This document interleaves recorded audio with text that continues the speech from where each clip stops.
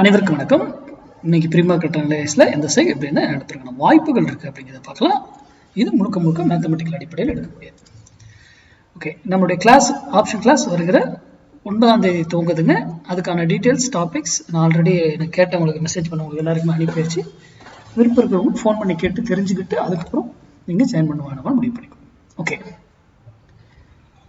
இன்னைக்கு தேர்ஸ்டே.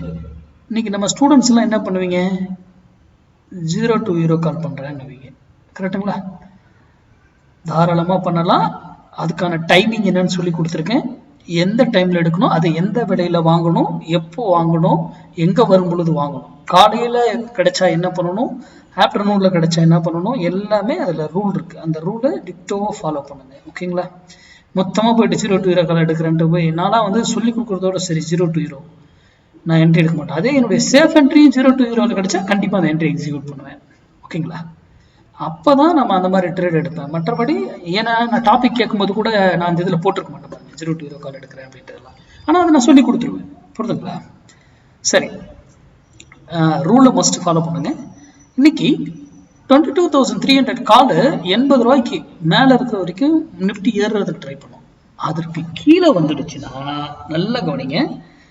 22,300 கால் 80 ரூபாய்க்கு கீழே வந்துடுச்சுன்னா அது என்ன நடக்கும் தெரியுங்களா? கீழே வந்ததுக்கு அப்புறம் கீழே இப்போ வந்துருச்சுன்னு வச்சுக்கோங்களேன், ஏறும் மறுபடியும் கீழே இறங்கும், ஏறும் மறுபடியும் கீழே இறங்கும், ஏறும் மறுபடியும் கீழே இறங்கும், ஏறும் மறுபடியும் கீழே இறங்கும், இப்படியே ட்ரேட் ஆயிட்டு. புரிதுங்களா? அப்போ அந்த 80 ரூபாய்க்கு மேல இருந்ததுன்னா பிரச்சனையே கிடையாது, நோ ப்ராப்ளம். அது டைரக்ஷன், அந்த டைரக்ஷன்ல என்ன இது இருக்கோ அதுல இருக்கும். அது கீழே வந்துடுச்சுன்னா மட்டும்தான் இந்த இது நடக்கிறதுக்கு வாய்ப்புகள் இருக்கு. ஓகேங்களா? சரி, அதே போல ஒரு ஸ்ட்ரைக் இதுல 80 ரூபாய்க்கு மேலதான் இருக்கா கீழே தான் இருக்கான்னா ஒரு லைனை போட்டு கண்டுபிடிக்கிறது கிடையாது. அதுல ஃபால்ஸா நம்மளை ஏமாத்துவாங்க, ஃபால்ஸா பிரேக் அவுட் பண்ணி சும்மா ஏமாத்துவாங்க. அதெல்லாம் நம்ம அழகாக கண்டுபிடிக்க முடியும். அதே போல ஒரு பிரைஸ் ஒரு விலையில போனா எதர் திரும்பணும் ஆறு அங்கிருந்து அப் ஆகணும். அதே போல கீழே வந்தாலும் ஒரு விலையில திரும்பணும் அப் ஆகணும். அது போல 1000 பாயிண்ட் ஏறினாலும் எங்க போய் ஏறும், இறங்கினா எப்படி இறங்கும் அப்படிங்கிற கேல்குலேஷன்ஸ் எல்லாம் நமக்கு தெரிந்திருக்கும்.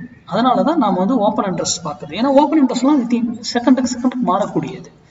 ப்ரைஸ் ஆக்ஷன்ஸ் அதெல்லாம் நம்ம பார்க்கறதே கிடையாது. ட்ரெண்ட் லைன்ஸ் எதையுமே நம்ம ஃபாலோ பண்றது கிடையாது. மேக்ஸ் அன்றைய தினத்திற்கு மேக்ஸ் அந்த கால்குலேஷனை பயன்படுத்தி ஒருத்தவங்க பண்ணிட்டு போயிட்டே இருக்கும்.